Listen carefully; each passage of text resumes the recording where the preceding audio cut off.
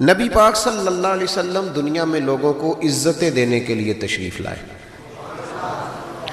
قرآن مجید نے کہا کہ اے محبوب اپنے غلاموں سے یہ فرما دو کہ قل ان کنتم تحبون اللہ، ان سے فرماؤ اگر یہ اللہ سے محبت کرنا چاہتے ہیں فاتبعونی، تو آپ کی پیروی کریں۔ پتہ ہے شان کیا ملے گی؟ یحببکم اللہ، اللہ ان سے محبت فرمائے گا۔ نبی پاک صلی اللہ علیہ وسلم کی ادھر دیکھیں میری طرف، ہم نے تقریروں کو نا، اب تقریریں کیونکہ رہ بھی ماشاءاللہ سبحان اللہ کے لیے گئی ہیں، کئی میری طرح کے لوگ کہتے ہیں مجھے مزہ نہیں آیا اونچا سبحان اللہ کہو، تو میں کہتا ہوں خدا کے بندے تیرے مزے کے لیے سبحان اللہ کہا تو ثواب ہی کوئی نہیں ہونا، کیونکہ اللہ کا ذکر جب تک اللہ کی رضا کے لیے نہ کیا جائے اس وقت تک اجر ہی نہیں ہوتا۔ تو تجھے نہ بھی مزہ آئے تو پھر بھی سبحان اللہ تب بھی کہنا جب اللہ کی رضا کے لیے ہو، اس لیے کہ عبادت الہی میں غیر کا تصور تو ثواب ضائع کرتا ہے، لیکن موج ہے نا، تو آپ تھوڑی دیر توجہ کریں۔ بچوں کو میں نے عرض کیا تھا کہ آپ اشارہ کریں گے تو بچے بیٹھ جائیں گے، غور کریں۔ اللہ فرماتا ہے محبوب جو تیری غلامی کرے گا وہ میرا محبوب بن جائے گا۔ نبی پاک صلی اللہ علیہ وسلم نے نا لوگوں کی عظمتیں بیان کی ہیں۔ انسان خوبی اور کمزوری کا مجموعہ ہوتا ہے، خوبی اور کمزوری دونوں چیزیں ہوتی ہیں۔ ہمیں بھی حضور نے حکم دیا، جامع ترمذی میں، نسائی میں، طبرانی میں، تینوں جگہ حضرت انس بن مالک کی حدیث موجود ہے۔ حضور نے فرمایا اذکروا محاسن موتاکم، جب تم میں سے کوئی فوت ہو جائے تو اس کی اچھی اچھی باتوں کا ذکر کیا کرو، اس کے محاسن بیان کرو۔ اب کسی صحابی نے یہاں یہ سوال نہیں اٹھایا کہ یا رسول اللہ بندے میں تو خوبی تھی کوئی نہیں، حضور نے یہاں مطلق کہا محاسن موتا، مرنے والے کی اچھی باتیں۔ اس کا معنی کیا ہے؟ اس کی شرح میں شارحین نے لکھا ہے کہ اللہ نے کوئی مسلمان ایسا پیدا ہی نہیں کیا جس میں کوئی خوبی نہ رکھی ہو۔ اب ایک حدیث اس پر بخاری کی سن لیں، نبی پاک علیہ السلام نے فرمایا اپنی بیوی سے بغض نہ رکھو، اپنی بیوی سے اگر تمہیں اس کی ایک عادت ناپسند ہے تو اس عادت پر غور کرو جو تمہیں پسند ہے۔ عورت اگرچہ ناقصات العقل ہوتی ہیں عورتیں، لیکن یہ نہیں ہو سکتا کہ ان میں خوبی کوئی نہ ہو، عورتوں میں خوبیاں بھی ہوتی ہیں۔ اپنے خاوند کے حق میں عورت کے اندر کچھ نہ کچھ خوبیاں بھی، بغض نہ رکھو۔ وجہ کیا ہے؟ وجہ یہ ہے کہ اللہ کے رسول علیہ السلام لوگوں کو عزت دینے آئے دنیا میں، میلاد عزت کا نام ہے، حضور عزت دینے آئے۔ ادھر دیکھو میری طرف، صحیح بخاری مسلم کی حدیث ہے، حضور نے فرمایا جس کے چہرے پہ داڑھی ہو سفید رنگ کی، بزرگ ناراض تو نہیں ہو جائیں گے داڑھی کی بات چھیڑنے سے؟ چلو ہو جائے جو پھر کیے، غلطی صحیح ہے نا۔ حضور نے فرمایا جس نے سفید داڑھی والے آدمی کی عزت کی، یہ بخاری مسلم ہے، فرمایا جس نے سفید داڑھی والے بزرگ کی عزت کی وہ سمجھے میں نے اپنے رب کی عزت کی ہے۔ اتنے بڑے لفظ بیان کر دیے۔ اور ترمذی شریف کے لفظ یوں ہیں، محبوب پاک علیہ السلام نے فرمایا جب سفید داڑھی والا بندہ قبر میں جاتا ہے، اللہ کرے نا ہمیں داڑھی کی توفیق بھی ملے، ہم نے تو قسم اٹھا لی ہے، کہتے ہیں جب تک نیک نہیں ہونا تب تک داڑھی نہیں رکھنی، تو میں کہتا ہوں تو یہ والی قسم اٹھانا جب تک نیک نہیں ہونا روٹی نہیں کھانی۔ تو نے داڑھی پہ قسم کھا لیا بھائی، حالانکہ بندہ داڑھی رکھ کے نیک ہو جاتا ہے، داڑھی رکھتا ہے تو نیکیاں، بہت سارے گناہوں سے بچتا ہے، اس کی داڑھی اسے بچاتی ہے۔ تو حضور عزت دینے آئے، نبی پاک علیہ السلام، عام مومن کی بات ہو رہی ہے، اس میں کوئی حد نہیں، مفتی ہو، پیر ہو، صوفی ہو، درویش ہو، عالم فاضل ہو، حافظ قاری ہو، عام مومن۔ فرمایا سفید داڑھی والا مومن جب قبر میں جاتا ہے تو رب کریم فرشتوں سے فرماتا ہے اسے عذاب نہ دینا، میرے محبوب کی سنت وہ بھی سفید لے کے آیا، مجھے حیات دیا، اسے عذاب دینا۔ انسانوں میں کمیاں بھی ہوتی ہیں، خوبیاں بھی ہوتی ہیں، لیکن آپ ادھر دیکھیں نبی پاک صلی اللہ علیہ وسلم نے کبھی کسی کی کمزوری کا ذکر نہیں فرمایا۔ ابو جہل شراب پیتا تھا، سارے زمانے کو پتہ ہے۔ قبیلہ بنو آراش کا ایک شخص اس زمانے میں نبی پاک کے پاس اس کی شکایت لے کے آیا جب اسلام پر غربت تھی۔ اس زمانے میں ابو جہل اس کا مال دبا گیا اور حضور نے لے کے دیا، وہ ایک تفصیل ہے چونکہ موضوع نہیں، ادھر نہیں جاتا، لیکن نبی پاک علیہ السلام نے کبھی یہ نہیں کہا کہ یہ ڈاکے مارتا ہے، حالانکہ وہ مارتا تھا، وہ غریبوں کا مال لوٹتا تھا، لیکن حضور علیہ السلام نے کبھی یہ بات ارشاد اس کو ہدایت کی بات کہی، اس کو درس دیا. ہمارے ہاں تبلیغ، حضور اس کو تبلیغ کرتے تھے، اس پر تنقید نہیں کرتے تھے. ہم کسی کو تبلیغ نہیں کرتے، اس پر تنقید کرتے. حالانکہ ابو جہل حضور کی ذاتی زندگی پر اعتراض کرتا تھا، معاذ اللہ. وہ کہتا تھا جادوگر ہیں، کاہن ہیں، معاذ اللہ تعالیٰ یہ حکمرانی کرنا چاہتے ہیں، یہ سردار یہ ساری باتیں وہ کرتا تھا. لیکن حضور نے کبھی اس کی ذاتی زندگی پر اتر کر کوئی بات، آپ دیکھیں ذرا تلاش کریں، آپ جتنی بھی حدیثیں آپ پڑھتے جائیں گے نا، اس میں آپ کو یہ ملے گا کہ نبی پاک نے کبھی اس کو عزت دی، کبھی اس کو عزت دی، کبھی اس کو عزت دی. لیکن کبھی کسی شخص کی کوتاہی حضور نے بیان، کبھی کسی شخص کے بارے میں یہ رویہ. حضور عزتیں دینے آئے دنیا میں، عزتیں دینے آئے. بتائیے حضرت ابوبکر صدیق کو حضور علیہ السلام نے صدیق اکبر کہا، لقب دیا. حضرت عمر بھی تو سچ ہی بولتے تھے نا، جناب عثمان بھی تو سچ ہی بولتے تھے نا، حضرت سیدنا مولا علی بھی بولیے. لیکن ان کے اندر وہ خوبی زیادہ پائی جاتی تھی، تو نبی پاک علیہ الصلوۃ والسلام نے انہیں صدیق کہا. جناب عمر فاروق اگر حق اور باطل کی بات کرتے تھے تو باتیں حضرت ابوبکر بھی سچی کرتے تھے، لیکن حضور نے انہیں فاروق اعظم کہہ کے عزت دی. حضرت عثمان غنی کو پیکر شرم و حیا کہہ کے نبی پاک نے عزت دی. جناب علی کو اسد اللہ کہہ کے حضور نے عزت دی. بہت سارے لوگ ایسے ہیں، جب ہم کتابیں دیکھتے ہیں تو کچھ ایسی چیزیں ملتی ہیں، کچھ جگہوں پہ ایسی چیزیں ملتی ہیں جن کا ذکر ہو سکتا تھا، لیکن نبی پاک علیہ السلام نے کبھی ان کا ذکر. بلکہ عجیب روایت لکھی ہے امام یوسف صالحی نے سبل الہدی والرشاد میں، اکرمہ بن ابو جہل کا بیٹا. یہاں تو اللہ تعالیٰ خیر فرمائے، دادی کا ظلم نہیں لوگ بھولتے، پردادی کا. بیبیاں کہتی ہیں تہاڈی دادی جو کرتی تھی کدی تہانوں دساں نا. بھائی وہ تو اب چلی گئی بیچاری، اب تو کوئی فائدہ نہیں بتانے کا، بات ختم ہو گئی.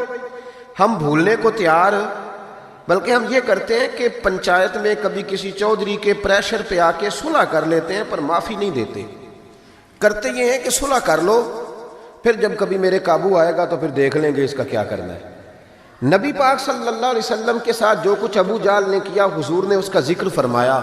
فرمایا فرعون بھی بڑا ظالم تھا، پر یہ جو میرا فرعون ہے یہ اس سے بھی سخت ہے. فرعون سے سخت کہا ابو جہل کو. لیکن جب اکرمہ بن ابو جہل نے کہا نا میں کلمہ پڑھنا چاہتا ہوں، ناراض نہ ہونا، ہم عزت نہیں دے پا رہے. جو 99 خوبیاں ہیں لوگوں کی وہ چھپ جاتی ہیں، پر ایک خامی ساری دنیا دیکھتی ہے.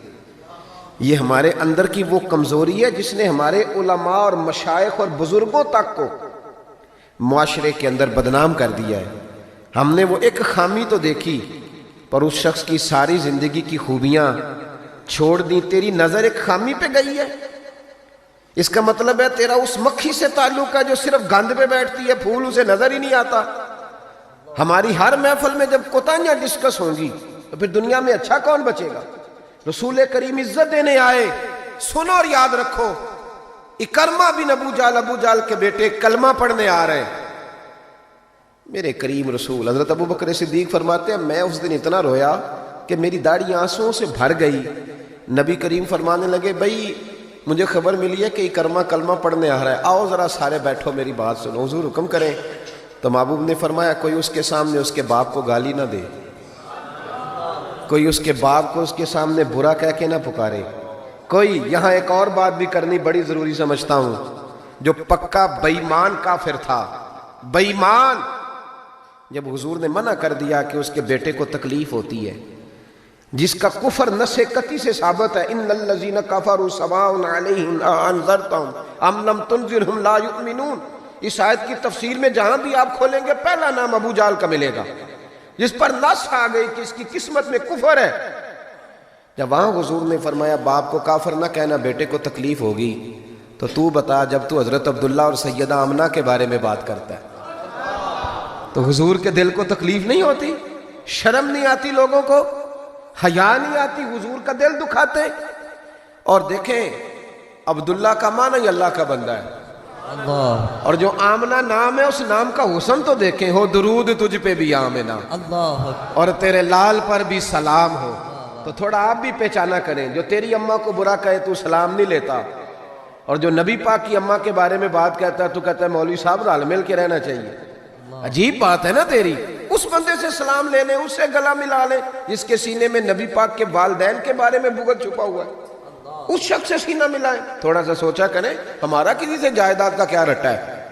تو یاد رکھیں اکرمہ جب آ رہے تھے تو نبی کریم علیہ السلام نے فرمایا کوئی اسے اس کے باپ کو اس کے سامنے برا نہ کہے۔ حضرت ابوبکر صدیق کہتے ہیں پھر حضور نے فرمایا کوئی اس کے باپ کا کفر نہ گنوائے، کوئی اس کی زیادتیوں کا ذکر نہ کرے، کوئی اس کے بارے میں کوئی آیت نہ پڑھے، کوئی میرا قول نہ دہرائے۔ حضرت سیدنا ابوبکر صدیق فرماتے ہیں میں رونے لگا تو مجھ سے حضرت ابو دردہ کہنے لگے آپ کیوں رو رہے ہیں؟ تو میں نے کہا میں رو رہا ہوں محبوب کی رحمت للعالمین پہ کہ محبوب یہ کس کے استقبال کی تیاریاں کرا رہے ہو؟ انہوں نے ساری زندگی تکلیف دی، کن کے استقبال؟ خدا را ساری۔ اب یقین کریں آپ بیٹھ جائیں کسی مجلس میں، ناراض نہ ہونا، علماء اور نیک لوگوں کی بات نہیں کرتا، اپنی اور آپ کی کر رہا ہوں۔ ہم کسی محفل میں بیٹھ جائیں نا، ہم نے اب گناہوں کے نام بدل لیے ہیں۔ جھوٹ کا نام ہم نے بہانہ رکھا ہے، میں بہانہ کر چڑھیا سی، حالانکہ سچی بات کیا ہے؟ جھوٹ بولا۔ اور یہ غیبت کا نام ہم نے بدل کے گپ شپ رکھا ہے، تھوڑی دیر گپ شپ کریں۔ وہ گپ شپ کیا ہے؟ بڑے بڑے مذہبی لوگ میری طرح کے جبہ و دستار، وہ ساتھ والی اتنا اپنی جماعت کی تبلیغ کرنا ضروری نہیں سمجھتا جتنا ساتھ والی جماعت پہ تنقید کرنا ضروری سمجھتا۔ یوں لگ رہا ہے جیسے مقابلہ چل رہا ہے مذہبی لوگوں کا آپس میں، ہر آنے والے کو اور ہر ملنے والے کو اور ہر جس آدمی کا نام ہے اس کی کوئی نہ کوئی کوتاہی تلاش کر کے رکھنا ہمارا وتیرہ بن گیا ہے۔ اس مزاج کو بدلنا پڑے گا۔ جب یہ مزاج بدلے گا تو معاشرے میں حسن پیدا ہوگا۔ میری طرح جو آدمی بھی تھوڑا سا ممبر پہ بیٹھنے لگتا ہے وہ کہتا ہے میں ہی دین کا کام کر رہا ہوں، جو جماعت بھی کام شروع کرتی ہے کہتے ہیں صرف ہم نے کیا۔ بھئی تم نے کیا تو تم سے پہلے غیر مسلم تھے سارے، تمہیں کیسے پتا چلا یہ دین ہے؟ تھوڑا تھوڑا نرمی پیدا کریں، رویوں کو ٹھنڈا کریں، اپنے ماحول کے اندر وہ حسن پیدا کریں۔ رسول پاک دنیا میں عزت دینے آئے۔ کنز الاموال کی حدیث سنیں، حضرت عائشہ صدیقہ رضی اللہ تعالیٰ عنہ حدیث کی راوی ہیں، کہتے ہیں میں بیٹھی تھی حضور کی بارگاہ میں، دوپہر کا وقت حضور کے کیلولا کا وقت ہوتا تھا، اس وقت صحابہ نہیں آتے تھے، حضور دوپہر کو تھوڑا آرام کرتے تھے۔ اب تو ہم بڑے بہادر ہیں نا، بالخصوص محفلوں کے لوگ بڑے بہادر ہیں، بڑے دلیر لوگ ہیں، 3 بجے سو کے بھی فجر جماعت سے پڑھ لیتے ہیں۔ یہ دلیری ہے نا جی، حالانکہ بڑا مشکل ہوتا ہے 1-2 بجے سو کے سویرے فجر کی نماز، لیکن میں دلیر سمجھتا ہوں کہ جو بندہ 2 بجے سوئے پھر فجر پڑھ لے، یہ اس کی دلیری ہے۔ یا پھر شب زندہ دار ہوتے ہوں گے، ساری رات جاگتے ہوں گے، یہی ہو سکتا ہے۔ نبی کریم علیہ السلام عشاء کے بعد سو جاتے تھے اور پسند کرتے تھے عشاء کے بعد سونا۔ فجر میں حضور تہجد کے وقت بیدار ہوتے تھے، اور تہجد پڑھنا حضور کی دائمہ اور متواترہ سنت ہے۔ دعا کرو میلاد کی محفلوں میں تہجد کے فضائل بھی بیان ہونے شروع ہو جائیں، آمین تو کہہ دو۔ یہ بھی نبی پاک کی سنت ہے، مٹھائی کھانا صرف حضور کی سنت نہیں، تہجد کی نماز دائمہ متواترہ سنت ہے نبی پاک علیہ السلام، ہمیشہ پڑھی نبی کریم نے۔ تو صبح جلدی اٹھ جاتے تھے۔ اب نیند کی وہ جو کمی انسانی طبیعت میں رہ جاتی ہے، اس کے لیے امت کے لیے اسوہ چھوڑنے کے لیے حضور دوپہر کو آرام کرتے تھے۔ حضرت عائشہ صدیقہ رضی اللہ تعالیٰ عنہ فرماتے ہیں اس وقت بالعموم صحابہ نہیں ملنے آیا کرتے۔ سمجھ آ رہی ہے میری باتوں کو؟ صحابہ اس وقت ملنے نہیں آتے تھے، ان کو پتا تھا یہ حضور کے آرام کا وقت ہے۔ کہتے ہیں ایک بوڑھی خاتون ایک دن آ گئی دوپہر کو، عام روٹین میں لوگ نہیں آتے تھے، وہ آئی، اس کے ہاتھ میں چھڑی تھی، لاٹھی پکڑی تھی، اس نے دروازے پہ دستک دی۔ جب میں نے پوچھا کون ہے تو وہ عورت بولی، توجہ کرنا بات پہ، حضور آرام کر رہے تھے، کہتے ہیں وہ عورت جب بولی نا، اللہ کے محبوب چارپائی پہ اٹھ کے بیٹھ گئے، اس کی آواز کانوں سے ٹکرائی، حضور اٹھ کے بیٹھ گئے۔ دروازہ کھولا، وہ خاتون اندر آئی تو بڑی دنیا آتی تھی، پر جس انداز میں نبی پاک نے اس کا استقبال کیا ایسا کم ہوتا تھا۔ حضور کھڑے ہو گئے، پھر محبوب پاک نے بٹھایا، پھر حضور علیہ السلام کی میں آنکھوں کا حسن اور روشنی دیکھ کے اندازہ کر رہی تھی کہ اس کے آنے سے حضور بڑے ہی زیادہ خوش ہیں، نبی پاک بڑے خوش ہیں۔ اللہ کے محبوب نے کھجوریں دیں، سرکہ دیا، دیر تک حضور ان کی باتیں سنتے رہے۔ حضرت عائشہ صدیقہ کہتی ہے محب ہو کے محبوب نے، کنز الاموال میں حدیث موجود ہے، محب ہو کے محبوب نے باتیں سنی، تسلی سے باتیں سنی، خوش ہو کے سنی۔ 2 قسم کے مہمان آتے ہیں نا، ایک مہمان فون کرتا ہے تو بندہ کہتا ہے میں کوئی نہیں، گھر پھر کبھی آنا، اور ایک مہمان ایسا ہوتا ہے جسے بندہ کہتا ہے اتنی بھی جلدی کیا ہے، ذرا ٹھہر جائیے، تھوڑا رک جاؤ، چائے بن رہی ہے۔ کس میں ہوتی ہیں مہمانوں کی؟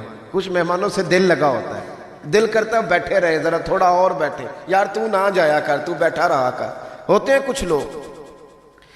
دیر تک نبی کریم علیہ السلام نے بات سنی، اور کیا بات ہے، جناب عائشہ صدیقہ کہتی ہیں دل حضور کا لگا، میں نے دیکھا تو میں بڑی مطمئن تھی۔ اس خاتون نے کہا کہ اب میں نے جانا ہے۔ لگ رہا تھا کہ حضور چاہتے ہیں ابھی رکے، لیکن اس نے جب کہا نہ جانا ہے تو حضور نے فرمایا ٹھیک ہے۔ جب وہ جانے لگی تو حضور نے تحائف جمع کیے اور جناب بلال حبشی کو فرمایا ان کے ساتھ جاؤ اور چھوڑ کے آؤ۔ جناب عائشہ صدیقہ رضی اللہ تعالیٰ عنہ فرماتی ہیں پھر وہ دیکھیں حضور عزت کس طرح دیتے ہیں، کہتے ہیں وہ خاتون چلی گئیں، میرا خیال تھا کہ حضور اب مسجد جائیں گے، جب رات کو آئیں گے نا بعد از عشاء تو پھر پوچھوں گی حضور یہ کون تھی، لیکن محبوب تو گئے نہیں، لیٹ گئے۔ میں اٹھ کے قدموں میں بیٹھی تو حضور کی مقدس آنکھیں کھلی ہوئی۔ میں نے عرض کی حضور یہ کون خاتون تھی، اور میں نے آپ کو تھوڑا انفرادی دلچسپی لیتے دیکھا، حضور کون تھی؟ جب میں نے پوچھا تو حضور کی آنکھوں میں آنسو چمکنے لگے۔ حضور اٹھ کے بیٹھے اور فرمانے لگے عائشہ یہ میری پہلی زوجہ ختیجۃ الکبریٰ کی سہیلی تھی، یہ ختیجہ کی سہیلی تھی۔ اور فرمایا جب ہم مکے میں رہتے تھے تو یہ آیا کرتی تھی، ختیجہ اس کا پرتک پاک استقبال کرتی تھی، اسے کھجوریں کھلاتی تھی، دودھ پلاتی تھی، پھر یہ باتیں سناتی تھی تو ختیجہ اس کی باتوں کا جواب دیتی تھی۔ فرمایا آج اس کی آواز کانوں سے ٹکرائی ہے تو ساری یادیں پھر سے تازہ ہو گئی ہیں۔ فرمایا میں نے اس کے ساتھ وہی سلوک کرنا چاہا ہے جو فاطمہ کی اماں کرتی تھی، میں نے وہی عزت دینی چاہیے جو وہ دیتی تھی۔ اور حدیث کا آخری جملہ اتنا شاندار ہے کہ اس جملے کو یاد کر لیں تو دستور بن جائے ہمارے لیے۔ محبوب نے فرمایا عائشہ حسن العہد من الایمان، تعلق اچھے طریقے سے نبھانا یہ بھی ایمان کا حصہ ہے۔ حسن العہد من الایمان، اچھے طریقے سے تعلقات نبھانا، وعدے نبھانا، عہد نبھانا یہ بھی ایمان کا حصہ ہے۔ بھائیو حضور نے عزت دی، نبی کریم نے وقار دیا، حضور ہر آنے والے کو عزت دیتے، احترام کرتے۔ ہمارے ہاں نا ایک بات چلتی ہے، میری طرح جو لوگ پیر کہلانے لگتے ہیں یا مولوی کہلاؤں، ان کے ایک بات چلتی ہے، کہتے ہیں میں کیسے جاؤں، میں تو کنواں ہوں تو پیاسے خود آئیں، میں خود جاؤں جا کے کسی کو۔ ہمارے ہاں اب اشتہار چھپتے ہیں، دروازہ دستک دے کے کوئی دعوت نہیں دیتا کہ آج محفل ہے آ جانا، یہ رواج نہیں ہے ہمارا۔ حالانکہ اشتہار چھپانا تو بدعت ہے، چلو بدعت حسنہ کر لیں۔ یہ الگ بات ہے کہ اس والی بدعت پر مولوی کوئی نہیں بولے گا، چونکہ سب کے نام لکھے ہوتے ہیں نا، ان کے بھی لکھے ہوتے ہیں، لہذا اس بدعت کا ذکر نہیں کرتے۔ حالانکہ حضور کے زمانے میں اشتہار، صحیح بات کہہ رہا ہوں، اس کا نام نہیں لیں گے، چونکہ ان کا بھی موٹا کر کے لکھا ہوتا ہے نا اشتہار پہ نام، تو فائدہ ہے، اس کا ذکر نہیں کریں گے۔ اشتہار چھاپنا تو بدعت ہے، چلے بدعت حسنہ صحیح، دروازے پہ جا کے دین کا پیغام دینا یہ تو حضور کی سنت ہے، لیکن وہ شان میں کمی آتی ہے نا، وہ کیسے کو جائے؟ کہتے ہیں جی ہم جناب کنویں ہیں تو پیاسے خود آئیں، تو نبی پاک نے تو یہ فلسفہ نہیں بیان کیا، حضور تو طائف چلے گئے تھے، حضور تو تبوک چلے گئے تھے، نبی پاک سے بڑا کنواں بھی کوئی ہو سکتا ہے؟ اے ساقی تیری خیر تیرے میں کدے کی خیر، ایسی پلا کہ جس کا نشہ عمر بھر رہے، ایسا بھی کنواں کوئی ہو سکتا ہے؟ لیکن موج ہے نا ہماری، ہم ان باتوں میں اڑ گئے۔ اس کا نقصان یہ ہوا ہے کہ وہ جس کا شوق ہوتا ہے وہ تو آ جاتا ہے، لیکن سب کا شوق نہیں ہوتا، کچھ کا شوق بنانا بھی پڑتا ہے، اس کے دروازے پہ جانا بھی پڑتا ہے۔ تو نبی رحمت سید عالم صلی اللہ تعالی علیہ وآلہ وسلم لوگوں کو عزت دیتے، حضور وقار دیتے، آنے والے کا اکرام کرتے۔ حضرت ابوبکر صدیق رضی اللہ تعالیٰ عنہ فرماتے ہیں مجھے ایک بڑا دکھ تھا، میرے بچے بھی مسلمان تھے، پوتے بھی مسلمان تھے، نواسے بھی حضرت صدیق اکبر کے جناب عبداللہ ابن زبیر سے آبی ہوئے، نواسے تھے وہ۔ فرماتے ہیں کہ میری ساری نسل مسلمان تھی، دل کرتا تھا میرے ابا جی بھی کلمہ پڑھ جائیں۔ ان کا نام تھا ابو قحافہ، وہ کلمہ نہیں پڑھتے تھے اور آنکھوں سے نابینا تھے، اور باپ ہی ہوتا ہے نا۔ جس دن حضرت ابوبکر صدیق رضی اللہ تعالیٰ عنہ ہجرت کے وقت آئے ہیں نا، تو کہتے ہیں گھر کے اندر ایک چھوٹا سا گڑھا بنایا ہوا تھا، ٹویا، اس میں اشرفیاں دینار رکھتے تھے اور اوپر میں کوئی موٹا کپڑا ڈال دیتا تھا۔ فرماتے ہیں جس دن میں نکلنے لگا تو میرے پاس بہت زیادہ پیسے تھے، میں نے سارے نکال لیے اور چھوٹے چھوٹے روڑے ڈال دیے۔ اوپر میں نے اس کے اسی طرح بوریا ڈال دیا اور جناب اسماء سے کہا کہ ابا جی نے پوچھا نا کہ ابو بکر سارے پیسے تو نہیں لے گیا؟ دادے پوتیوں کے بھی بڑے سگے ہوتے ہیں نا، پوتریاں نے بھی کچھ چھڑے ہے کہ سارے لے گیا؟ پوچھا نا سارے تو نہیں لے گیا؟ تو تم چپ رہنا، وہ خود اٹھ کے جائیں گے نا تو اوپر ہاتھ لگائیں گے تو ان کو احساس ہوگا پیسے ادھر ہی ہے. یہ حکمت ہے. اتنا وہ خیال کرتے تھے لیکن کلمہ نہیں پڑھتے تھے. حضرت ابو بکر صدیق کہتے ہیں میرا بڑا دل کرتا تھا وہ کلمہ پڑھے. ایک دن وہ بول ہی پڑے ہجرت مدینہ کے بعد، کہنے لگے ابو بکر میں مان گیا ہوں تیرے رسول واقعی سچے، چل یار مجھے لے چل میں بھی مصطفیٰ کا کلمہ پڑھوں. حضرت ابو بکر فرماتے ہیں میری تو عید بن گئی کہ میرا تو گھر بن گیا نا. اب میرے ابا جی بھی وہاں آ گئے جہاں سارا گھرانہ کھڑا تھا. کہا کلمہ پڑھنا چلو. کہتے میں نے اپنے والد کا ہاتھ پکڑا اور آج جس طرح پکڑا مجھے مزہ آ گیا. سنو اور یاد رکھنا ہمارے لیے تو مشکل ہو گیا ہے، ہم عزت لینے کے قائل ہیں دینے کے نہیں. کہتے ہیں جب میں مسجد نبوی میں حضور کو لے کے آیا، ابر والد کو لے کے آیا نا حضور کی بارگاہ میں، نبی کریم منبر پہ بیٹھے تھے، ابھی کلمہ پڑھا نہیں، پڑھنے آئے ہیں.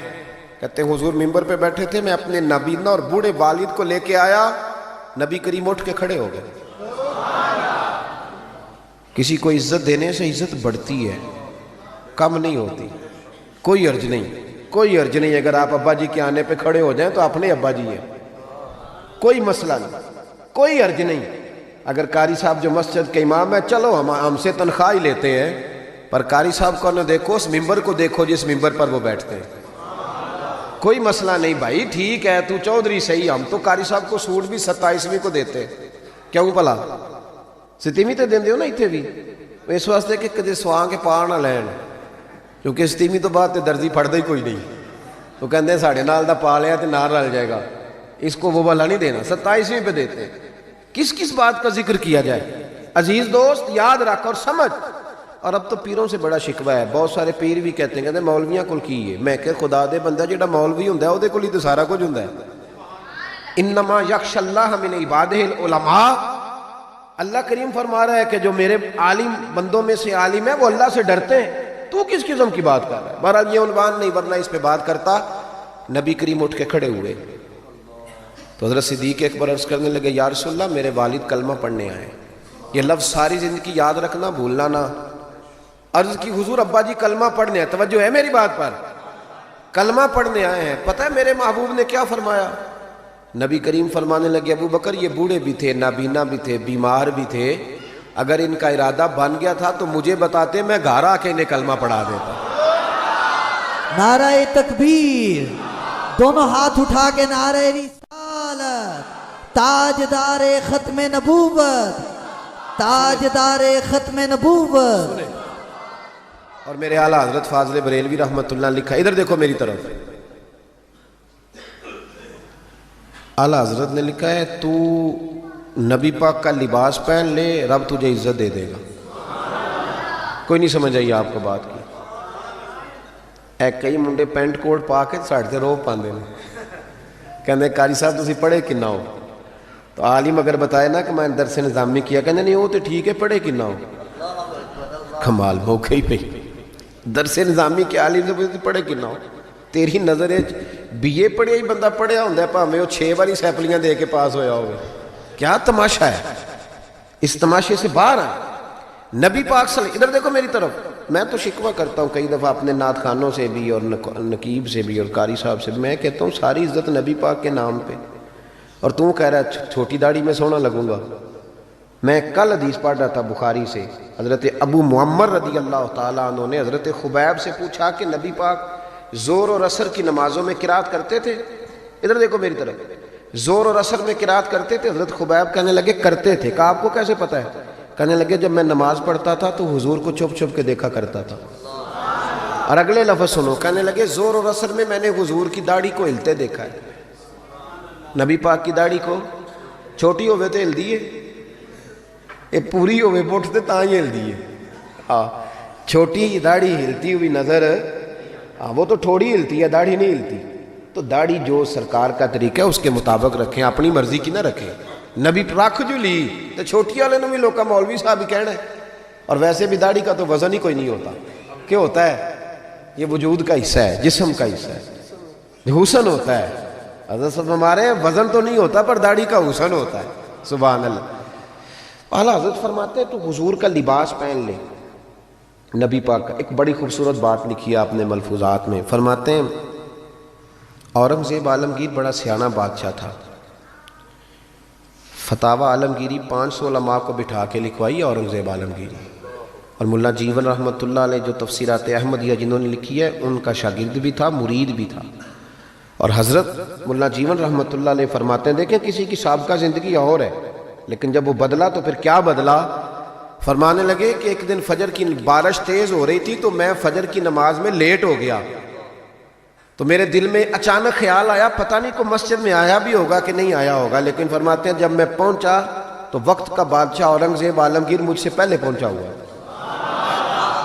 تو میں نے کہا بادشاہ تو بغیر آج سپاہیوں کے آ گیا. کہنے لگے میرے دل میں خیال آیا کہ کہیں اللہ کا گھر سونا نہ رہ جائے. سپاہی بھی نہیں چل رہے تھے جو کہ بارش تیز تھی. یہ ذوق تھا. اورنگزیب کے پاس ایک بندہ آ گیا کہنے لگا بادشاہ میں مداری ہوں، بہروپیاں ہوں، میں روپ بدل کے دکھاؤں گا تجھ سے انعام لوں گا. اس کو اعلیٰ حضرت نے لکھا ہے اور بھی کئی لوگوں نے لکھا ہے روپ بدل کے دکھاؤں گا تو انعام لوں گا. اورنگزیب کہنے لگا کہ مجھے نہیں تو دھوکہ دے سکتا. وہ تو پاکستان کے بادشاہ ہے نا جن کو بعد میں سمجھ آتی ہے بنا کیا ہے. کہتے پتہ ہی نہیں چلا، تحقیق کریں گے تو پتہ کریں گے. فوراً کمیٹی بن جاتی ہے. پھر وہ کمیٹی کدھر جاتی ہے یہ بھی اللہ ہی بہتر جانتا ہے وہ کس کھاتے میں کمیٹی جاتی ہے. تو اورنگزیب عالمگیر سے کہنے لگا میں روپ بدل کے دکھاؤں گا، اگر آپ نہ پہچان سکے تو انعام لوں گا.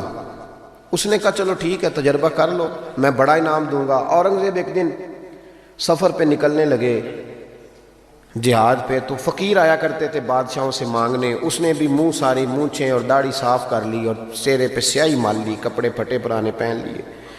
بادشاہ گھوڑے پہ گزرنے لگا تو بھکاریوں نے اپنے اپنے پیالے آگے کیے. اس نے کسی کو 5 روپے دیے، کسی کو 2 روپے دیے. جب بہروپی آیا تو اورنگزیب نے 10 روپے دیے. کہنے لگا تیرے آنے جانے کا کرایہ میں نے تجھے پہچان لیا، کچھ کر کے آ اگر کچھ کرنا ہے تو. تھوڑے دن کے بعد بادشاہ نے کہا کہ میں نے فوجی بھرتی کرنے ہیں، دوڑ لگانے والے لڑکے چاہیے. اس نے بھی ذرا مونچھیں بڑی کر لیں اور لڑکوں کے بیچ دوڑ لگانے لگا. بادشاہ نے کہا وہ جو نوجوان دوڑ رہا ہے اسے بلاؤ.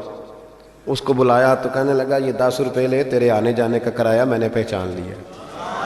کچھ دنوں کے بعد بادشاہ نے کہا ٹیچر چاہیے بھرتی کرنے ہیں. تو اس نے بھی جناح کیپ پہن لی. سمجھ لیں مثال دے رہا ہوں. اچکن شچکن شیروانی پہن لی، چھڑی پکڑ لی، مونچھیں بڑھا لیں. آ گیا 2-3 بندوں کا انٹرویو ہوا. اس کی باری آئی تو اورنگزیب کہنے لگے 10 روپے دے لے اور نکل جا، میں نے تجھے.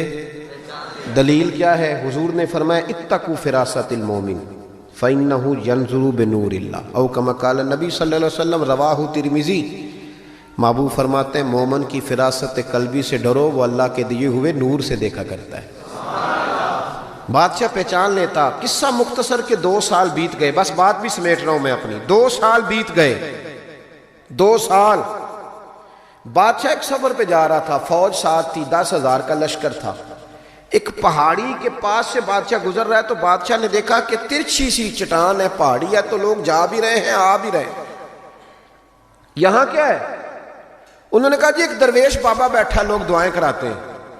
پرانے سارے لوگ یہ اللہ والوں کو مانتے تھے. یہ ڈائریکٹ والے ابھی آئے ہیں، سارے اللہ والوں کو مانتے تھے. اورنگزیب عالمگیر کہنے لگا میں بھی اچھے کام جا رہا ہوں، میں بھی دعا نہ کرا لوں. بڑی بادشاہ آپ کو پتہ ہے نازک مزاج ہوتے ہیں. ہمارے ہاں تو پیر اور پیر زادے بھی بڑے نازک مزاج ہوتے ہیں. 6 لوگوں نے ٹیشو پیپر پکڑے ہوتے ہیں پیر صاحب کے بیٹے کے. 4 آدمیوں نے جوتے. پھر یہ شہزادہ کیسے جہاد کرے گا؟ اسی لیے اس کو تھوڑی سی گرمی لگتی ہے تو فٹافٹ مان جاتا ہے، کسی میدان میں کھڑا نہیں رہ سکتا. اس کے لیے مشکل ہوتا ہے. عام دام برسرے مطلب وہ بادشاہ بڑی مشکل سے، بوڑھا بھی ہو گیا، نازک مزاج بھی تھا. اوپر چڑھا پہاڑی پہ. جب اوپر گیا تو پوچھا جناب ملنا پیر صاحب سے. انہوں نے کہا لائن لگی ہوئی ہے، تو بھی لائن میں لگ جا. ہمارے پیر صاحب کا کوئی طریقہ نہیں، بادشاہ امیر غریب سارے لائن میں لگ کے ملتے ہیں. بادشاہ لائن میں لگ گیا. 50 آدمی کھڑے تھے. اب 50 کے بعد باری آئی. عطایات کی حالت میں بابا جی کے آگے بیٹھ گیا. بابا جی کا جبہ کبا دستار. میں جہاد کے لیے جا رہا ہوں. بزرگوں نے ہاتھ اٹھائے، دعا مانگی. پھر 2-3 نصیحتیں بھی کر دیں کہ بیٹا دیکھنا اگر کسی وجہ سے خدا نہ خواستہ ناکامی ہوئی تو مایوس نہ ہونا، کامیابی ملی تو تکبر نہ کرنا. اور تھپکی دی. بادشاہ الٹے قدم جب غار سے نیچے اترا تو پلو جھاڑ کے کھڑا ہو گیا. کہنے لگا آج نہیں نہ پہچانا تو نے, لا میرا انعام, آج نہیں نہ پہچانا. بادشاہ کہنے لگا آج تو مروا دیا یار تو نے, کہاں میں چڑھا کہاں میں رکا, تھک گیا, گرمی کتنی ہے. بہرحال مزہ آیا, اورنگزیب کو دھوکہ دیا, مزہ تیرا پورا آیا. بتا تو کیا لے گا. ہیرے جو سب سے قیمتی ہوتے تھے نا وہ بادشاہ اپنے تاج میں لگوایا کرتے تھے. کہنے لگا وہ جو تیرے تاج میں ہیرے لگے ہیں نا وہ چاہیے. بادشاہ نے کہا یار تو نے اورنگزیب کو دھوکہ دیا, بات بہت بڑی ہے, وہی مل جائیں گے. اس نے تاج اتار کے بیروپیے کے قدموں میں رکھا اور کہنے لگا یہ تو نے مانگا ہے نا, میں جہاد سے واپس آتا ہوں تو دوبارہ آنا, اپنی مرضی سے بھی تجھے دوں گا, تو نے حد کر دی. جب اس نے دیا اور بادشاہ نے رخ پھیرا تو بیروپیے نے آواز دی. کہنے لگا بات سن یار. بادشاہ نے چہرہ بدلا تو کہنے لگا اپنا تاج لے جا, ضرورت نہیں. اس نے کہا تجھے کیا ہوا. کہنے لگا نہیں ضرورت, لے جا. بات کیا ہے, 2 سال ہو گئے تجھے محنت کرتے, تو نے کتنے روپ بدلے اور آج ملا ہے تو کہتا ضرورت نہیں. بیروپیہ رو پڑا اور کہنے لگا بادشاہ میں نے اپنے نبی پاک کا لباس نا جھوٹ موٹ پہنا ہے, جھوٹ موٹ کی پگڑی, لوگوں کی جیبوں پہ ڈاکہ ڈالنے کے لیے جھوٹ موٹ کی داڑھی, جھوٹ موٹ حضور کا لباس پہنا جھوٹا. اور تیرے جیسے بادشاہوں کے تاج میرے قدموں میں آ گئے ہیں. اگر میں سچ مچ رسول اللہ کا غلام بنوں گا تو اللہ کتنی شانیں عطا فرمائے, سچ مچ بنوں گا تو رب کیا دے گا. بہلتے کس جگہ جی اپنا بہلانے کہاں جاتے, تیری محفل سے اٹھ کر تیرے دیوانے کہاں جاتے. خدا کا شکر شمع رخ لیے آئے ہو محفل میں, اگر پردوں میں چھپے رہتے تو پروانے کہاں جاتے. خدا آباد رکھے سلسلہ یہ تیری نسبت کا, وگرنہ ہم بھری دنیا میں پہچانے کہاں جاتے. اور اعلیٰ حضرت فرمانے لگے فرشتے بھی کرتے ہیں تعظیم میری, فدا ہو کہ ان پر یہ عزت ملی ہے. عزتیں دروازہ رسول پہ ہیں. باقی کوئی شخص کہتا ہے میں دولت کے بل بوتے پہ عزت حاصل کر لوں تو وہ تیری دولت کی عزت ہے, تیری ذات کی نہیں. جو کہتا ہے میں کرسی کے بل بوتے پہ عزت حاصل کر لوں تو میاں جب تک تو کرسی میں ہے تب تک تیری عزت ہے. جو شخص کہتا ہے میں کسی کے 7 لاکھ کی عزت حاصل کر لوں تو اس کی ذاتی نہیں. ایک عزت ذاتی ہے, وہ کون سی جو رب رسول عطا کرتے. اس عزت کی طرف سفر کریں, ان کے طریقے کے مطابق چلیں. میلاد شریف کا مہینہ آ رہا ہے, آج تو ویسے بھی 28 صفر ہے, حضرت سیدنا امام حسن رضی اللہ تعالیٰ عنہ کا یوم شہادت. ربیع الاول شریف آ رہا ہے, 1 ربیع الاول سے 12. ہمارے ہاں نا سب سے زیادہ کام ہوتا ہے بحث کرنے کا. بحث نہیں کرنی, کام کرنا ہے. جو پوچھے نا جھنڈیاں لگانی ہے کہ نہیں, ان سے کہو تو جھنڈیوں کی بات کرتا ہے, میرا تو دل کرتا ہے تاڑے توڑ کے چھت پہ لگا دوں.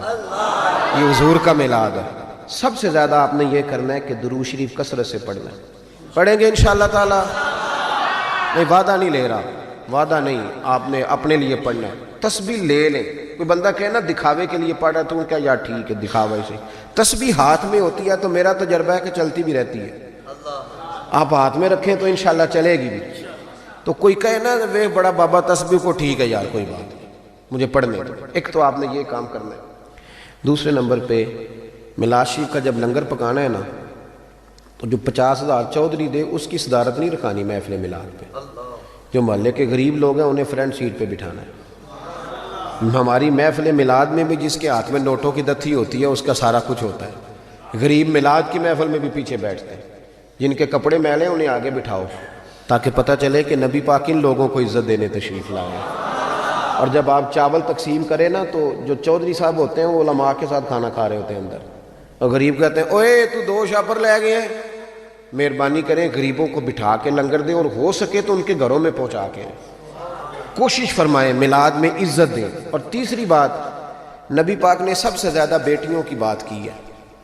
میرا مشورہ ہے کہ چھوٹی بڑی عید بے شک بیٹی کو نہ دیا کرو, عید میلاد پہ جوڑا ضرور دیا کرو. بیٹی عید میلاد پہ جوڑا دیا کرو. اور بھائیو یاد رکھو, اپنی بیوی کو بندہ ₹1,00,000 بھی دے تو وہ اتنی تعریف نہیں کرتی, وہ کہتی ہے سارا زمانہ دیتا ہے.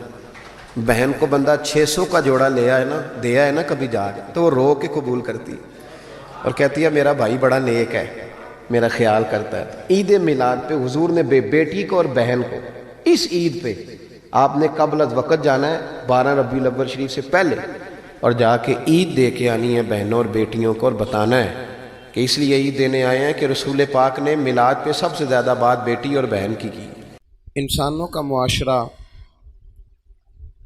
انسانیت والا معاشرہ تب بنتا ہے جب وہاں اخلاقی پختگی اور اخلاقی بلندی آ جاتی ہے۔ اللہ تبارک و تعالی اس معاشرے پر بڑی رحمت کرتا ہے جہاں لوگوں کے اندر درگزر ہوتا ہے، خودداری ہوتی ہے، معاف کرنے کا جذبہ ہوتا ہے، سچ بولنے کا شوق ہوتا ہے، لوگ صرف وہ والا رزق کھاتے ہیں جو ان کے لیے حلال ہو۔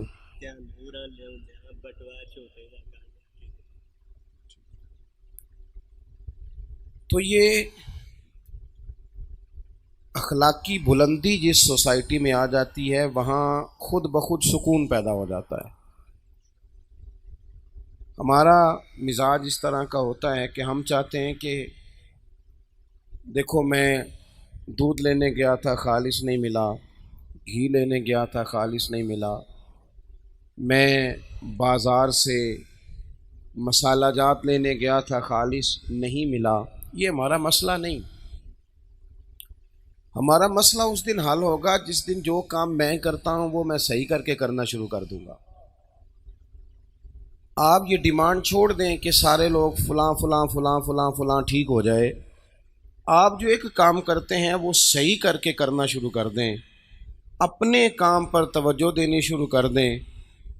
آپ اگر کچھ اور نہیں بیچتے صرف دودھ بیچتے ہیں، آپ دودھ خالص دینا شروع کر دیں، امید ہے گھی والا بھی خالص دینا شروع کر ہی دے گا۔ اپنا کام اگر صرف ٹھیک ہو جائے، اپنی اخلاقی پختگی دیکھیں۔ اللہ تبارک و تعالیٰ نے ہمارے نبی پاک علیہ السلام کو جو شانیں عطا فرمائیں تو ان میں سے ایک شان یہ بھی دی، فرمایا محبوب ہم نے جو آپ کو اخلاق دیے ہیں تو وہ اعلیٰ ترین اخلاق عطا فرمائے۔ وَإِنَّكَ لَعَلَىٰ خُلُقٍ عَظِيمٍ، اے محبوب علیہ السلام ہم نے آپ کو خلق عظیم کا مالک بنایا۔ اور یہ اخلاق کا بلند ہونا اتنا زیادہ ضروری ہے کہ نبی پاک صلی اللہ تعالیٰ علیہ وسلم نے فرمایا ہے قیامت کے دن میرے زیادہ قریب وہ شخص ہوگا جس کے اخلاق زیادہ اچھے ہوں گے۔ جو اخلاقاً مضبوط آدمی ہوگا وہ قیامت میں میرے،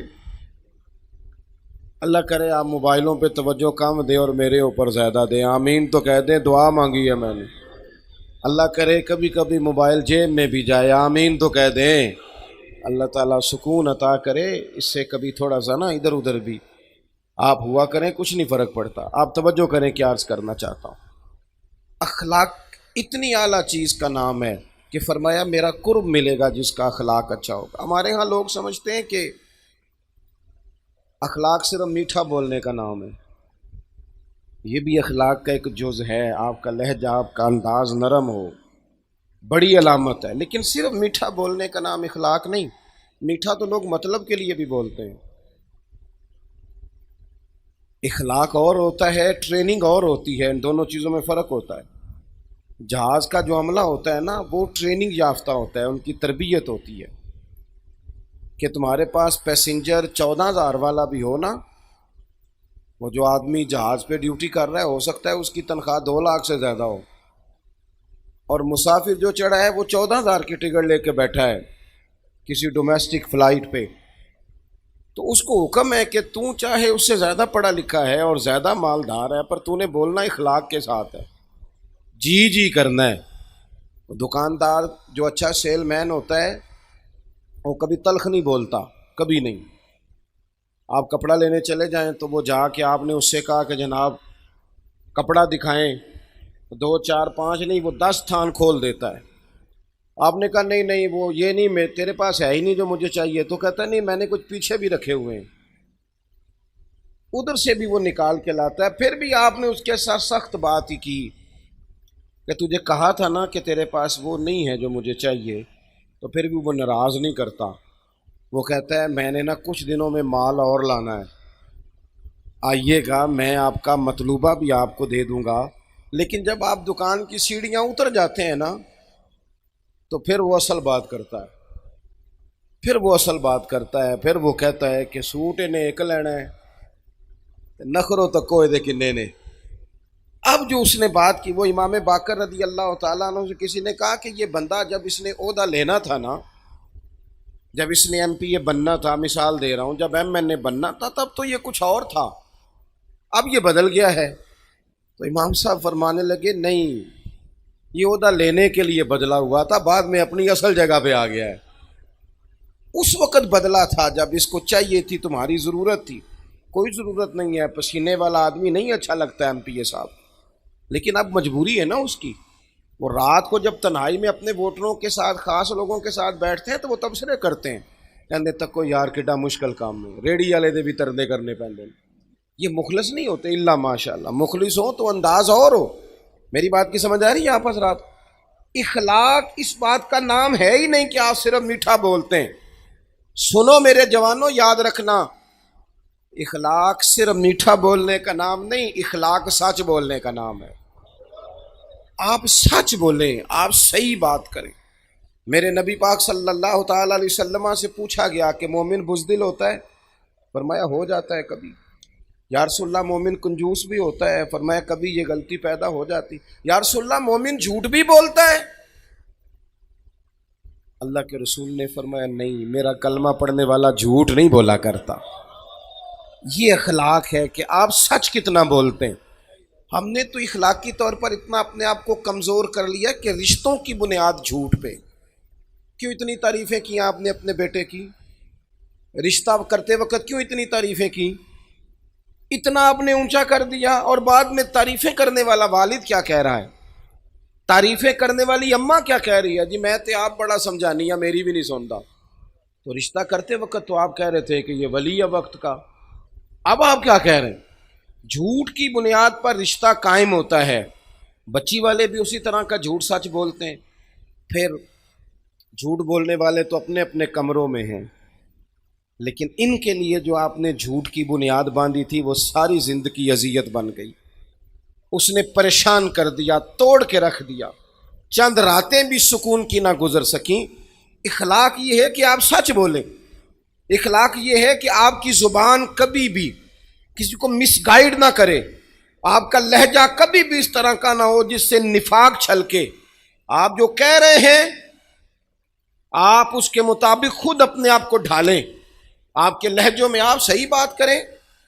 ہمارے ہاں بڑے بڑے باغ خواب دکھائے جاتے ہیں، بڑا بڑا کچھ کہا جاتا ہے۔ میں سیرت کا ایک حوالہ دیکھ رہا تھا، نبی پاک صلی اللہ تعالی علیہ وسلم سے نا طائف کے ایک سردار نے کہا بڑے بڑے سبز باغ نہ دکھائیں گے۔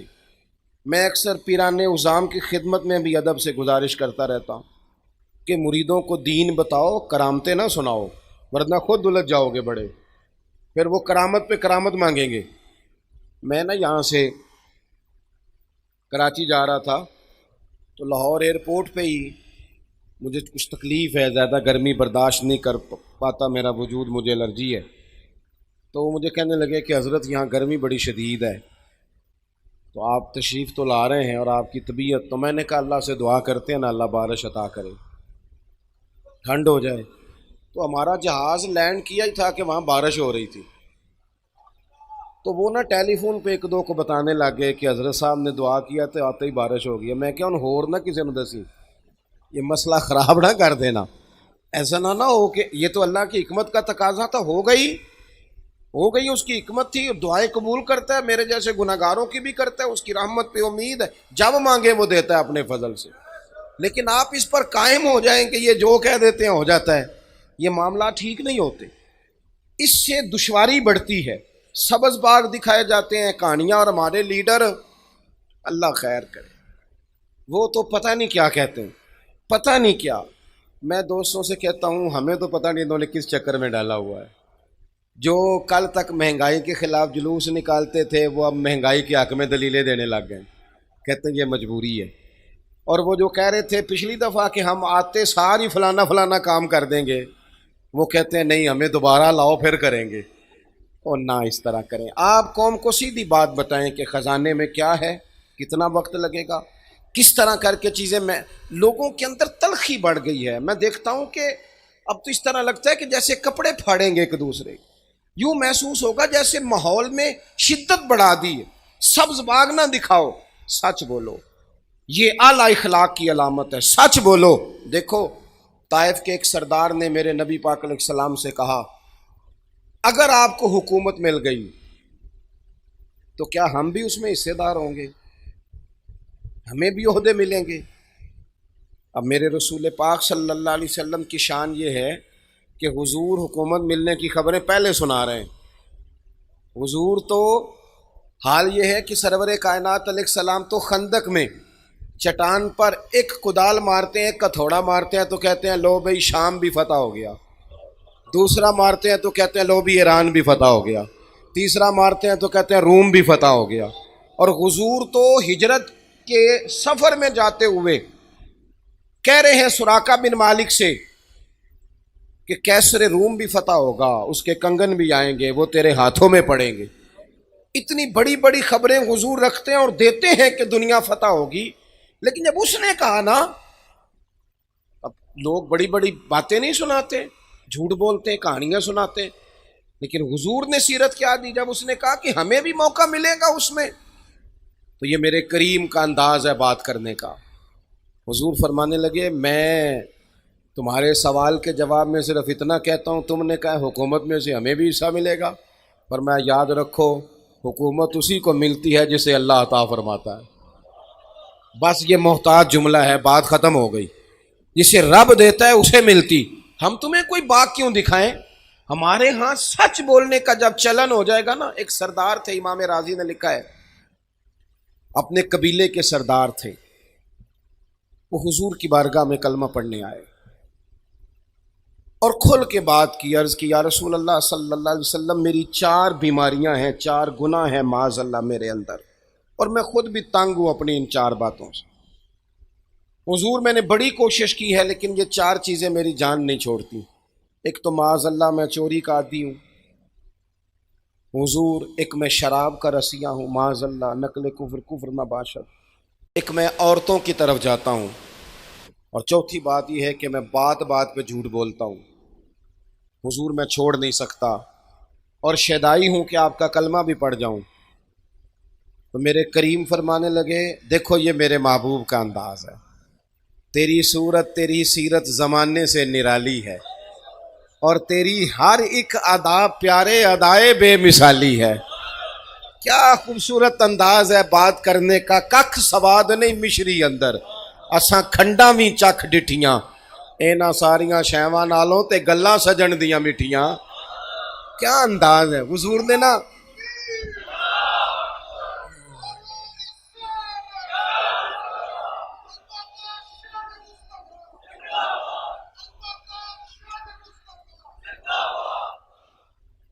نبی کریم صلی اللہ تعالی علیہ وسلم نے نا تھپکی دی، یوں پشت پہ پیار کیا، اور حضور نے نا پیار کر کے فرمایا 4 نہیں چھوڑ سکتے تو ایک تو چھوڑ سکتے ہو نا، ایک چھوڑ دو گے؟ وہ کہتے ہیں میرے دل میں اب بات گھومنے لگی کہ شراب بڑی حرام ہے، نجس ہے چھڑوائیں گے، چوری بڑی خطرناک ہے، کسی کے حق پہ ڈاکہ ہے یہ چھڑوائیں گے، پھر خیال آتا تھا کہ بدنگاہی بڑا جرم ہے یہ چھڑوائیں گے۔ ہمارے ہاں لوگ چوری کو تو جرم سمجھتے ہیں، جھوٹ کو کہاں کو جرم سمجھتا ہے؟ سیانے بندے سے پوچھے نا کہ جھوٹ بولا تو کہتے نہیں وہ تو سیاسی بات کی تھی، تو ختم ہو گئی۔ اور عام آدمی سے پوچھیں، عام غربا سے آپ نے جھوٹ بولا، کہتے نہیں میں نے تو بہانہ کیا تھا۔ بھئی آپ نے جھوٹ بولا تھا، بس آپ نے جھوٹ کا نام بدل کے بولا ہے وہ جھوٹ ہی۔ اور میں آپ کو بتاؤں، کسی مجبوری میں کبھی کسی نے اپنے بیٹے سے کہا ہوگا، مجبوری میں کسی کے پیسے دینے ہوں گے، کوئی بندہ ویسے تنگ کرتا ہوگا، کسی مجبوری میں ایک دفعہ کہہ دیا پتر، اسے جا کے کہہ میں گھر کوئی نہیں، ایک دفعہ آپ نے کہا، شاید مجبوری میں کہا ہو، پھر ساری زندگی آپ روئیں گے کہ پتر میرے ساتھ تو سچ بولنا، تو لاہور جاتا ہے تو بیٹا مجھے لاہور کا بتا، روتا ہے باپ، لیکن وہ ایک دفعہ آپ نے جھوٹ کی عادت ڈالی وہ زندگی بھر جاتی نہیں، تھک گئے منت کر کر کے، یہ اتنا بڑا اخلاقی جرم ہے۔ وہ تاجر کہتے ہیں، وہ سردار کہتے ہیں میرے دل میں خیال تھا کہ ان 3 برائیوں میں سے کوئی چھڑوائیں گے حضور نے فرمایا تو اس طرح کر، جھوٹ بولنا چھوڑ دے، جھوٹ نہیں بولنا، جو بولنا ہے سچ بولنا، جھوٹ نہیں بولنا۔ کہتے ہیں میں تو سمجھتا تھا یہ شاید سب سے چھوٹا جرم ہے، اور حضور نے فرمایا جھوٹ چھوڑ دے۔ کہتے ہیں میں نے کہا جی ہو گیا وعدہ، پڑھ لیا کلمہ، گھر آ گیا، شراب کے قریب گیا تو دل میں خیال آیا اگر شراب پی کے مسجد میں جاؤں گا اور کسی صحابی نے بو سونگ کے کہا کہ شراب پی ہے، جھوٹ تو بولنا نہیں اور سچ بولوں گا تو شرمندہ کتنا ہوں گا کہ یہ حالت لے کے حضور کی بارگاہ میں آیا۔ کہتے ہیں اٹھائی بوتل دیوار سے دے ماری، پھر کسی کا مال رات کو نظر پہ آ گیا۔ ابھی مجھے صاحب بتا رہے تھے کہ ابھی آتے آتے بھی کسی کا بٹوا چوری ہو گیا۔ دیکھو کتنی کو دیر کھائے گا کو بندہ اگر کسی نے کسی کا موبائل لے لیا، پیسے لے لیے، کتنی وہ مولا رومی کہتے ہیں کہ چور تھا تو اس کا بیٹا کہنے لگا کئی دنوں سے فاقہ ہے ابا جی تو چوری کرنی ہے۔ اس نے کہا وہ جو سامنے گھر ہے نا یہاں دیا جل رہا وہاں سے چوری کر لا۔ کہنے لگا ابا جی اتنے مالدار تو نہیں ہے۔ کہنے لگا پتر کچھ نہ کچھ مل ہی جاتا ہے، میں نے کئی دفعہ چوری کی ہے۔ تو اس کا بیٹا کہنے لگا ابا تو نے وہاں کئی دفعہ چوری کی ہے، تیرے گھر دیا نہیں جلا لیکن وہاں تو آج بھی جل رہا ہے۔ کبھی ناجائز پیسوں سے بھی دیے جلے ہیں، کبھی چوری کے پیسوں سے بھی دیے جلے، ایسا بھی کبھی ہوا؟ کبھی نہیں ہوتا۔ یہ نہیں ہو سکتا کہ آپ کسی کے بچوں کا حق مار کے اپنے گھر لے آئیں اور پھر آپ کا بچہ بڑی تعلیم حاصل کر جائے، اخلاقی بلندی لے جائے۔ یہ کیسے ہو سکتا ہے کسی کے بچے بے سکون ہوں اور آپ اپنے گھر میں سکون سے سو جائیں؟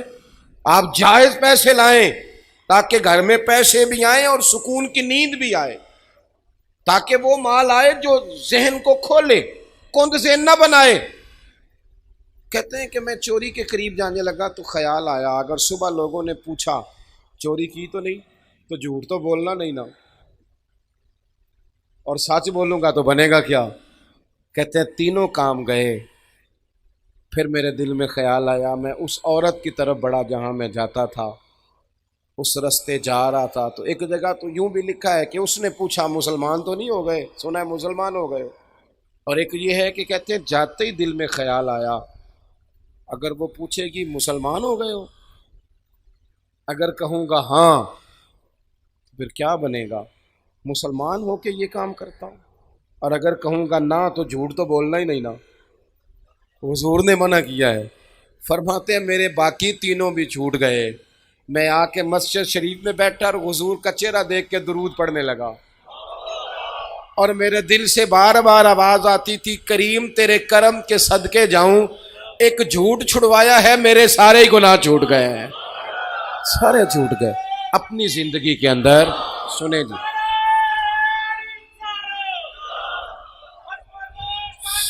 سنیں، اللہ آپ کو جزا دے، مجھے موقع دیں، وقت کم ہے۔ ایک تو سچ بولیں، اپنے گھر آ کے بھی سچ بولیں، اپنی گھر والی کے ساتھ بھی سچ بولیں۔ رشتے پیسوں سے نہیں ہوتے، اعتماد سے ہوتے ہیں۔ سچائی والی زندگی گزاریں۔ دوسرا حضور نے ہمیں ایک اخلاق بڑا سکھایا، وہ یہ ہے کہ رزق ہمیشہ پاک صاف کھائیں۔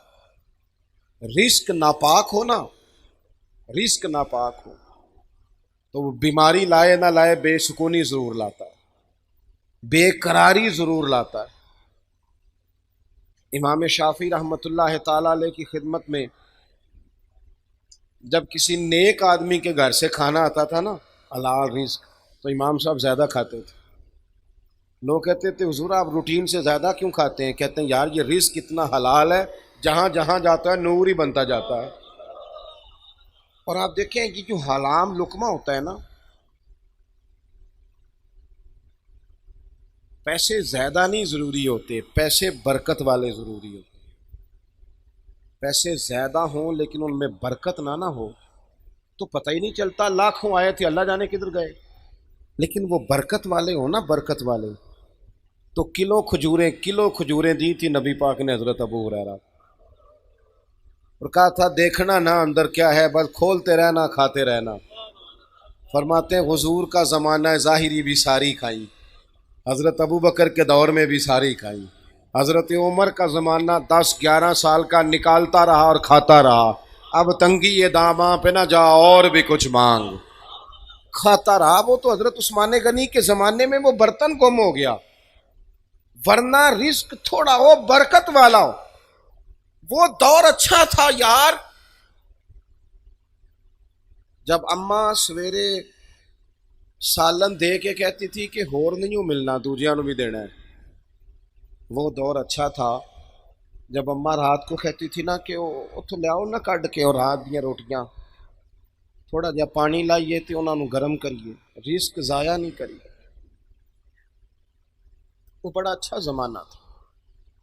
جب ابا جی کہتے تھے لو پترو بچیو میں تانوں پڑھولے چ دانے پاتے جے تے ماں تہاڈی مرتبہ نے 4 پاتا جے، ہن تانوں پرواہ، کتنا اچھا تھا دور، بخار ہی نہیں چڑھتا تھا، لوگ دیر دیر تک پتہ ہی نہیں چلتا تھا کوئی بیمار ہو گیا، اعلیٰ غذائیں، ہوٹل سجے ہوئے، برگر کی دکانیں سجی ہوئی، پیزے آ رہے ہیں، لیکن تلخیاں ہیں کہ جان نہیں چھوڑتی، سکون ہے کہ قریب نہیں آتا، بے ہنگم سوسائٹی، بکھرا اور الجھا ہوا معاشرہ، حلال اور طیب روزی۔ پتہ ہے رزق حرام نقصان کیا کرتا ہے؟ او میرے دوستوں میں بات کہنے لگا ہوں، خدا را ضائع نہ کرنا۔ پتہ ہے رزق حرام نقصان کیا کرتا ہے؟ پتہ ہے رزق حرام نقصان کیا کرتا ہے؟ رزق حرام بندے اور رب کا رشتہ کمزور کرتا ہے، اللہ سے رشتہ کمزور۔ وہ مالک جو گناہگاروں کی بھی قبول کرتا ہے، خطا کاروں کی بھی قبول کرتا ہے۔ اللہ کے رسول صلی اللہ علیہ وسلم نے ایک شخص کو دیکھا، وہ دعا مانگ رہا ہے، تو فرمایا یہ دیر تک بھی دعا مانگتا رہا تو اس کی قبول نہیں ہوگی۔ حضور رب تو کریم ہے، وہ تو کرم کرتا ہے، فرمایا نہیں قبول ہوگی۔ وجہ؟ فرمایا جو اس نے کپڑے پہنے ہیں وہ حرام پیسوں کے ہیں، جو اس نے کھایا ہے وہ حرام پیسوں کا ہے، جو اس نے پیا ہے وہ حرام پیسوں کا ہے۔ اور جب یہ حرام پیسوں کا سارا کچھ ہو پھر جتنا مرضی کشکول بڑا کر کے دعا مانگی جائے وہ قبول، اس سے بڑا بھی کوئی نقصان ہوگا کہ اللہ سے رشتہ کمزور ہو جائے۔ دعائیں جو مومن کا ہتھیار ہیں اسی سے بندہ محروم ہو جائے۔ لقمہ حلال طیب، ہمارے ہاں ترتیب بدل گئی ہے، ہم رزق کے معاملے میں او بھائی اگر گوشت مردار جانور کا ہو کھا لیں تو الٹی آ جاتی ہے نا جی، وہ کسی نے کان میں کہا کہ مردار ہے، تو اگر 5 لاکھ حرام ہو تو پھر بھی الٹی آنی چاہیے۔ اگر 20 لاکھ حرام کا ہو تو وہ ہمارے ایک دوست کہا کرتے تھے کہ عجیب کرائیٹیریا ہم نے بنایا ہے، عجیب ہم نے میرٹ بنایا ہے۔ ایک شخص نے ایک مہنگا جوتا کہیں گرا ہوا دیکھا، 1 پاؤں ملا اسے، مہنگا جوتا تھا، تو وہ اس نے شور کیا یہ کس کا ہے، یہ کس کا ہے، یہ کس کا ہے؟ تھوڑا سا وہ ڈھونڈ رہا ہے یہ مالک کون ہے اس کا، ڈھونڈ رہا ہے، تھوڑا سا آگے گیا تو اسے جوتے کا دوسرا پیر مل گیا، پھر اس نے مالک ڈھونڈنا بند کر دیا۔ اس طرح کا تقویٰ نہ اختیار کریں، آپ دیانت کے ساتھ اپنی زندگی گزاریں۔ تیسری اور آخری بات جو آپ سے بڑی گزارش کرنی ہے آپ کی خدمت میں، پھر بات کو سمیٹنا ہے، ایک تو سچ بولیں، رزق حلال کھائیں، اور دوسرا دوسروں پر زیادہ توجہ نہ دیں، اپنے اوپر زیادہ توجہ دیں۔ ہمارے صاحب رحمۃ اللہ علیہ فرمایا کرتے تھے کہ جب تقریریں کرنے لگ جاتا ہے نا بندہ، واعظ و نصیحت کرنے لگ جاتا ہے، لکھنے لگ جاتا ہے، تو اسے کئی دفعہ نا محسوس ہوتا ہے کہ میں کوئی نیک آدمی ہوں۔ مسند امام احمد بن حنبل میں روایت موجود ہے، ایک شخص نے کہا تھا حضرت عمر سے کہ میں تقریر کیا کروں، فرمایا نہیں تو رہنے دے۔ کہا جناب میں نے کتاب و سنت کو پڑھا ہے، تو آپ فرمانے لگے تقریر کرتے وقت کئی دفعہ بندے کو احساس ہوتا ہے کہ میں نیک ہوں، تو یہ بھی تو ایک مسئلہ ہے نا۔ ہم نے نا زیادہ توجہ دوسروں پر دینی شروع کر دی۔ جب انسان کی توجہ اپنے آپ سے ہٹ جاتی ہے نا، کوئی بھی چیز ہے جب تک آپ اس پر توجہ دیتے رہتے ہیں وہ چیز ٹھیک رہتی ہے۔ ہماری توجہ دوسروں پر زیادہ ہو گئی ہے، فلانا کیا کر رہا ہے، فلانا کہاں پہنچ گیا ہے، فلانا کدھر چلا گیا ہے۔ ہماری توجہ جب تک اپنے اوپر تھی تھوڑی سی، ماحول اور تھا، ہمیں سب کا پتہ ہوتا ہے فلانا کیا کر رہا ہے، پیسے کہاں سے کما رہا ہے. کچھ تھوڑی توجہ اپنے اوپر کریں. اپنے آپ سے پوچھیں کہ وہ بھی تو دور تھا نا جب تو پکا نمازی تھا. اپنے آپ سے پوچھیں کہ ایک ٹائم وہ بھی تیرے اوپر گزرا ہے جب تیرا دل بڑا نرم تھا لوگوں کے لیے. سوال کریں اپنے آپ سے کہ وہ دن کدھر گئے جب میرا تہجد پڑھنے کو دل کرتا تھا. رمضان شریف کے دن فضیلت والے ہیں، لیکن احکام جو رمضان میں ہیں وہ رمضان کے بعد بھی ہیں. میری بات کی سمجھ آ رہی ہے؟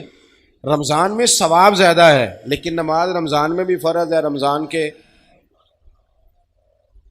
میں نے عید کے بعد کہا تھا دوستوں سے، عید سے پہلے بھی کہا تھا، اور راشن ونڈن والے اور لوگوں عیدوں بعد بھی بھوک لگ دیجیے. غریب کو نا بعد میں بھی ضرورت ہوتی ہے. عید گئی ہے، رمضان گیا ہے، عید گزری ہے، تو شادیوں کا سیزن آیا ہے.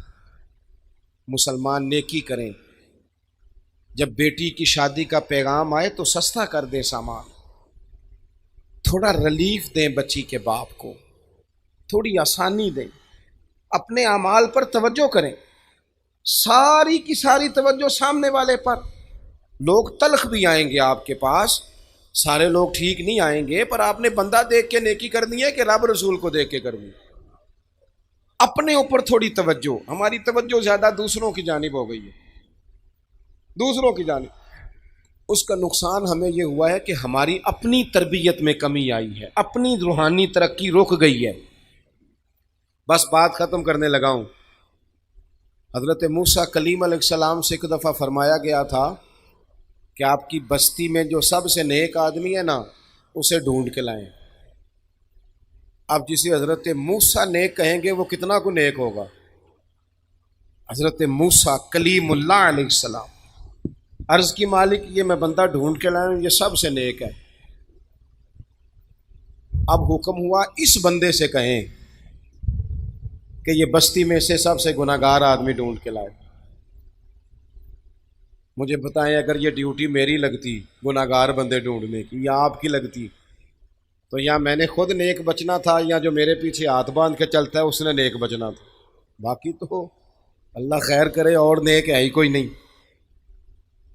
حضرت موسیٰ نے اس نیک آدمی سے کہا کہ اب آپ گناہگار کو ڈھونڈ کے لائیں، تو اس نے ہاتھ باندھ دیے. کہا حضور مشکل کام ہے. کہا آپ نے ہی ڈھونڈنا ہے. اللہ کے پیغمبر کا حکم ملا. اس شخص نے کہا مجھے 3 دنوں کی مہلت دیں. 3 دن کی مہلت دی. میں چوتھے دن مقررہ وقت پر فلاں جگہ حاضر ہو جاؤں گا. 3 دنوں کے بعد گناہگار کو ڈھونڈ کے لانا تھا. کسے ڈھونڈ کے لائے؟ اپنے ہی گلے میں رسی باندھی اور حضرت موسیٰ کے ہاتھ میں تھما کے عرض کی حضور کچھ لوگوں کی غلطیاں نظر آئی تھیں، پر ان کا مجھے صرف شک تھا کہ یہ اس میں غلطی ہے. وہ شک تھا، لیکن جو میری غلطیاں ہیں وہ تو پکی ہیں نا، وہ تو مجھے یقین ہے نا یہ مجھ سے ہوا ہے. لہذا اس بستی کا سب سے گناہگار میں ہی ہوں. رب کی طرف سے پیغام آیا، میرے کلیم سے فرما دیں کہ تیرا جو اللہ کی بارگاہ میں مقام ہے وہ اسی عاجزی کی برکت سے ہی تو ہے. یہی تو وجہ ہے جو تجھے مقام ملا. کچھ توجہ نا اپنے اوپر بھی کریں. روز اپنا جائزہ لیں، روزانہ. آج کو 10 منٹ مجھے ملے ہیں کہ میں نے کوئی تلاوت کی ہو، کوئی 20 منٹ ملے ہیں مجھے کہ میں نے اللہ سے دعائیں مانگی ہوں. کوئی مجھے آج موقع ملا ہے کہ میں کچھ چند 100 بار درود شریف پڑھ سکا ہوں. کچھ اپنے معاملات کو کھنگالیں. سارا کچھ کر رہے ہیں، پر کچھ بچوں کے لیے ہے، کچھ یاروں کے لیے ہے، کچھ دنیا کے لیے ہے، کچھ دنیا کو دکھانے کے لیے ہے، اور سب سے زیادہ دولت کمانے کے لیے. اپنی روحانی ترقی میں ہم کمزور ہو گئے. اس پر غور کریں گے تو بالیدگی نصیب ہوگی، تعمیر ہونا شروع ہو جائیں گے ہم.